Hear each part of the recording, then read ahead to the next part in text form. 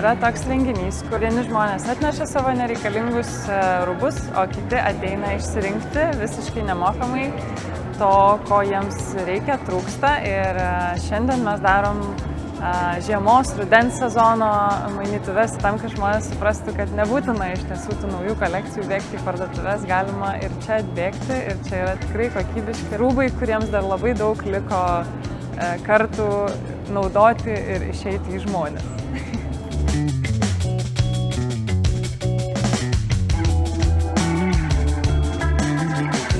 Mes bandom tą sąmoningumą didinti apie klimato kaitą iš įvairių perspektyvų ir kai pamatai skaičius, kad apie 10% CO2 išmetimų sukuria būtent tą mados industriją, matai, kad tiesiog apsukos auga, kiek yra gaminama naujų rūbų ir jie tampa pigus, tai tokia gan lengva forma pasikelti savo nuotaiką, eiti ir pirkti daug ir pigiai.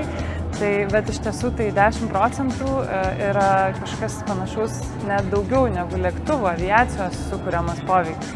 Tai yra didžiuliai skaičiai ir mes juos galim lengvai sumažinti, atsisakę to įpročio pirkti, o kadangi vis tiek neišvengsime to, kad mums norisi naujo daikto, tai mes galim susiburti į bendruomenę ir vieni su kitais apsikeisti ir visi turės po naują daiktą, bet nebus iššvaistyti ištekliai. Šitam renginy nėra jokių piniginių santykių, nėra nei kažkokio mokesčio įėjimo, visi gera valia dalinasi daiktais, drabužiais.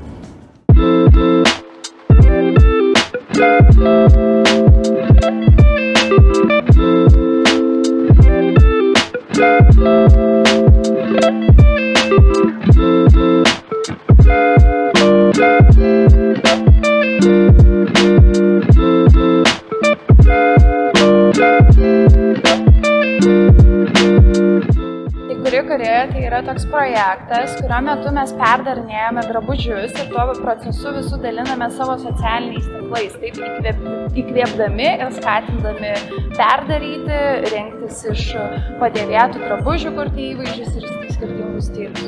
Prie šio renginio prisijungiam dėka Ingos iš Klimatosūkio. Taip, Klimatosūkio.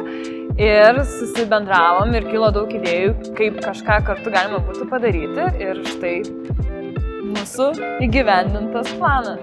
Tai mes prisidedame šiaip iš tikrųjų dirbtuvėmis, kurios vadinasi kūrybinės drabužių taisymo dirbtuvės, kurių metu galėjo žmonės atsinešti kažkokius drabužius, kuriuos nori pasikoreguoti, pavyzdžiui, pakeisti siluetus, užtaisyti kažkokias skyles ar taip toliau. Tai mes prisirinkom visokių skirtingų dekoro elementų ir norėjome, kad žmonės savo vidinius menininkus prabudintų ir padekoruotų, pajaustų kokio dizaino šiek tiek jėgą, dekoravimo ir taip toliau. Tai mes norėjom parodyti, kaip galima pratęsti drabužio istoriją ir suteikti jiem antrą šansą ir kaip iš tikrųjų galima pirmiausia kreiptis į savo spintą, kūrybiškiau pagalvoti, persiūti, perdaryti, galbūt padekoruoti ir tada tik tai eiti pirkti ir pirmiausia gal eiti pirkti padėvėtuose drabužiuose arba mainytis. Tai šiais laikais drabužius labai svarbu saugoti ir tikrai neišmesti ir nešioti, nes tai labai teršia gamtą, tų drabužių yra sukuriama gerokai daugiau nei iš tiesų jų reikia ir jeigu kas nors nežinojo, tai pavyzdžiui, tuos visus kiekius juos tiesiog sudegina. Net nėra taip, kad tie drabužiai būna kažkam tai padovanojami, juos tiesiog naikina. Tai pratęskim drabužio gyvavimą, nes visko ir taip jau yra per daug. Tai tiesiog neskatinkime tos masinės pirkimo, neskatinkime to emocinio pirkimo ir taip toliau. Žvelkime tai, ką turim jau spintoje, tik kūrybiškiau. Nesivaikykim madu, atraskim savo stilių. Stilių.